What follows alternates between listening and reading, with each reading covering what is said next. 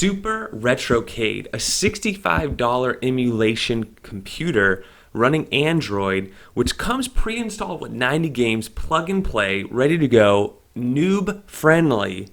And what we're going to do is unbox it, check it out, and then I'm going to show you how you can add more games. So yes, just like a Raspberry Pi, you can add more arcade, more NES, SNES games, and the like.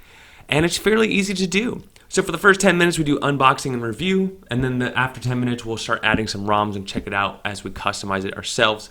But gotta say, for $65, this is quite the bargain. When you get older as an adult, you don't really get much good stuff in the mail. But if it's a box from Amazon, usually it's cool. And today is pretty cool. Alright, so brand new in the box from Amazon, the RetroCade. Let's go ahead and open it up. Let's check out the sides first. Okay, on the bottom it says RetroCade. This side, packed with over 90 games, HDMI, 6-foot cord, two 10-foot controllers, save states compatible with third-party controllers, SD slot for expandable games. I'm sure we'll be messing with that. And these are licensed games from Capcom, Data East, and other people. There's the other side here. Got the unit, the back of the unit. Don't know, I guess it's top of the bottom of the unit. And then the controllers. AV ready features. And then at the top, you got some SKUs and a handle. We can also open up the front here. And take that open. Voila! RetroCade, packed with some premium titles, and then you got all these little logos here. Over 90 popular games. Alright, 1942, nice, Bad Dudes, Ghouls and Ghosts. I mean, this got to get a lot of people excited. So I'm doing the review on this because a lot of people have been asking me about it, and I want to check it out for myself. I finally feel it's something that competes with the mini NES and the SNES, and want to give it a whirl. So let's go ahead and undo these little things here. Open this. The box itself is a work of art. I really think the packaging is really good. So I want to actually pull it out like this so the tray comes out. Alright, so we got the tray and a couple manuals. Okay, so the box, we're done with the box over here. Alright, so first off, you do have an instruction manual. Thank you for purchasing it. Instruction manual is also color. That's nice to see. Teaches you about the console, some health, navigating, troubleshooting, and that's about it. It's very short, but there's a lot of references you have online. It does come with a 1-year warranty, but you must register within over 60 days and receiving your product. Okay, so here's our 6-foot HDMI cable. It's cool that they did 6 feet. A lot of people cheap out with the 2 or 3 feet. I think that's, you know, better than nothing. You do have your power supply here. No, it's actually the power cord might even be the limiting factor here. Power cord's about 3 feet long. And then you have two 10-foot controllers here. 1 and 2. I've already read a lot of videos and things, and people say that these controllers definitely lack, or you know, they don't. Not only do they lack, but they, you know, you want more out of them. And I can tell you right now, whew, these are some cheap controllers. These are rubbers here, and then this is all plastic. It is kind of concave there to grab. I have really big hands, and I would say it's a little small to my liking, but some of you with small, a lot of people like the 8-bit controller. It's definitely a little larger than that. So you got your 2 controllers, and then lastly, you have the system itself. So here's the system. You have a power button, you got the logo, you got some accents. On the back, you have some ventilation. SD card, it is a full-size SD card, but if you guys have a micro SD, usually they come with the full-size adapter with it, so you guys should have all that at home. And then you got AV output or HDMI, and then you have the actual power port as well. A little bit more ventilation on the left side, 2 controller ports in the front, and then on the right side, a little more ventilation. You got some rubbers here, and then a hole for a screwdriver, and then the actual label there. Designed in the USA, but made in China. So, second boot, but your first boot should look similar. And I did turn on with background music, And basically, there's all your games right here, ready to go. And the controller does. I would like a better controller, but I'm not gonna lie. Like for $65, I'm actually totally okay with this. And as far as options, you can hit start here. That actually start brings you in the menu. You want to hit select. You have background music on or off. It's really basic 8/16-bit style music sounds. You can change your resolution. You can change your controller settings if you prefer A and B to be switched, for example. And then you can restore your system back to normal or even change the language. You got Japanese or English, so you only have two options there. Once you're done with all this, you can get out. And, you know, a lot of people like Joe and Mac, for example, you just go ahead and click start. And you can add it to your favorites. You can start a game. You can save state. Start game. Let's go ahead and do that. Press start here. And there you go. We're in the game. And because these games aren't super heavy graphically, you know, this isn't laggy at all. As far as shader support, my understanding is there is no additional shader support. So you are going to be left with how you see it here. So that's one disadvantage. How did I not hit that guy? There you go. Oh.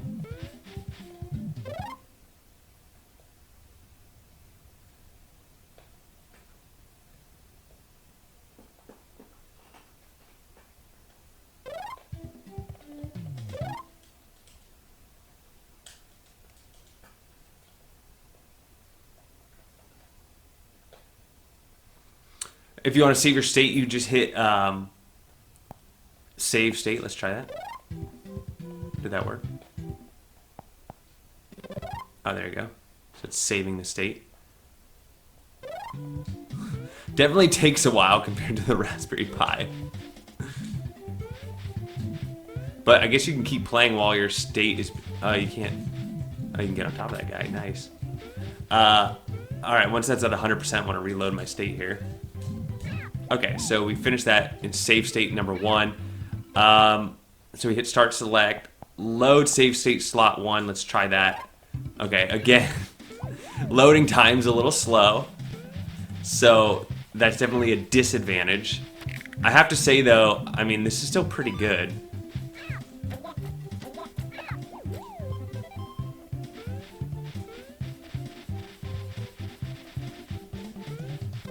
Okay, cool.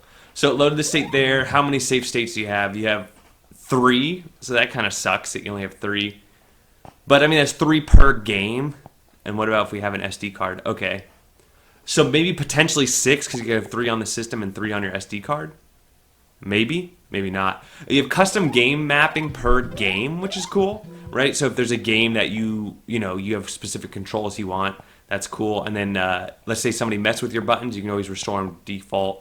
And then you have individual game volume. This is something that the Raspberry Pi doesn't have, which is individual game volume, because I'll be streaming sometimes and like my N64 games are hecka loud, you know, things like that. So that is a nice perk. Okay, so that is the RetroCade in most of it. So there's a filter if you press X. What does that do? Okay, you can filter the games by the system. Let's say I want Super Nintendo. Oh, and you can add something to your favorites. Let's do SNES. Okay, so here's the Super Nintendo games you have on here. Super R-type. You can also use A and start to get into and out of games.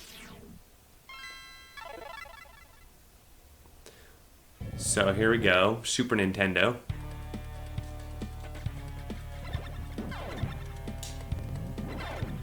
Gotta wait till they're all lined up. Get one of those sweet all-in-ones. Okay, let's get S. So as you see, running really good. Let's go ahead and save our state. Okay, yeah, you can still play while it's going.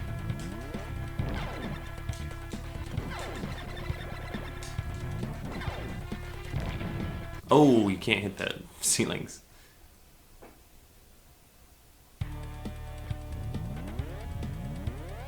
Should load my state here in just a moment. There you go. And I was paused, so I unpaused. Boom. Back at it. This time maybe I can do it without hitting the ceiling there. Like, I'm not gonna lie, I want to keep playing, so you know, there's nothing about this that I'm aggravated or not liking it. We're now on our computer, and what we've done is we inserted our SD card into our computer. Whether you have an SD card reader or an SD card slot on your computer, insert that in. You can see I have it here. I have, I believe, 64 gigabyte. Yeah, I have 60 gigs free. Way too much space. I know you don't need this. Maybe 16 or 32 would be just fine. And on the right side, I've downloaded some ROMs. This particular ROM pack that I'm working is a work in progress. If you want to get hooked up on that, join Mad Little Pixels Facebook group. They're working on it there. But for example, they have Game Boy Advanced. They have all the different Game Boy Advanced games. They have NES. And the NES, as you can see, they have the images with it. Images with your RetroCade, instead of just a black screen, you're going to want to add some sort of image. So there's these little image files here, and they add logos to your games. So within your micro SD card, you do need to create a folder and type Retrobit space games. Within that folder is where you're going to drop all your ROMs. It should work with Genesis, Super Nintendo, Nintendo, Game Boy, Game Boy Advanced. And if you do want to put images on there, you just want to have the same title as your ROM, and then with the word game added to the PNG file. The pictures are optional, but I highly recommend them. You can go ahead and drop your game. So just Control C, Control V, and we're dropping the NES games. Then we also have SNES. So we're gonna go ahead and Control A, Control C. Now, if you don't have these game packs, you can just go on MU Paradise or some other ROM websites, download the ROMs. You do want the ROMs to be in the file format, so SNES should be .smc, NES should be .nes, Game Boy Advance should be .gba. A lot of times ROMs are compressed, they're zipped up. Unfortunately, the RetroCade does not read those files, so you need to have them uncompressed. So if you are downloading ROMs, just make sure you unzip them into their proper file format. Once this is done transferring, I'm just going to pop out the SD card from my computer and pop it into the back of the RetroCade, and I'm going to boot up the RetroCade. Alright, we'll boot it up, put the SD card in, it'll ask you what kind of storage you want. SD card, switch over to the SD card, and BAM! Wow! Like Emerald Lagasse, bam bam! Look at all them games. Wow. You got Super Mario World, Super Mario Kart, Super Mario All-Stars. So let's play All-Stars because it has all the Nintendo, all of them in one, and here we are. So you can still save your state. You could still, you know, play all the Marios, and looks really good.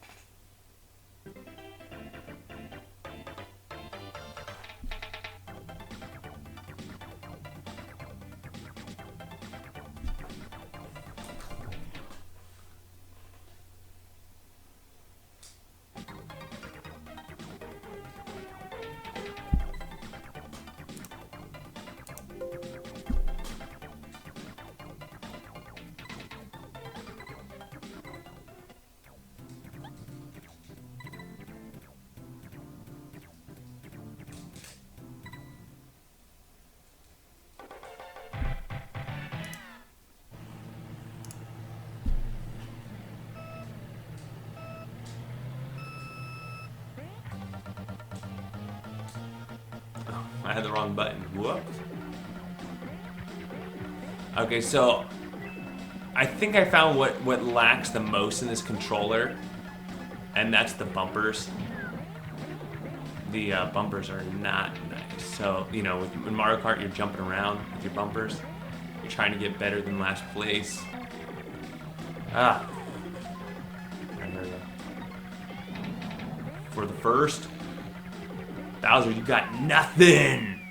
Nothing! Alright, cool.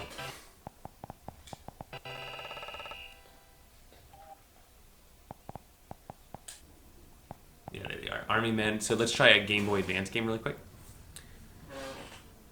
Oh wow. So it does make them really big.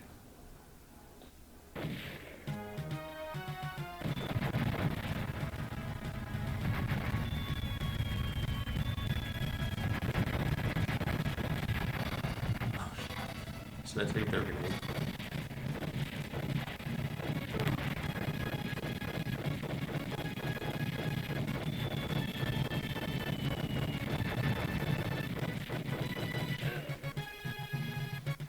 How did I not pick that up?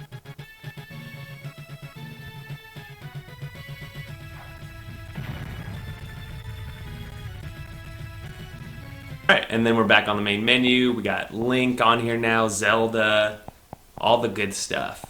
If you want to go back to the main menu, just undo your SD card. I just clicked it out, and it should just go back to default. When I click in my SD card, there it says ask, and then I can switch over to SD, and then it loads up what's on my SD card.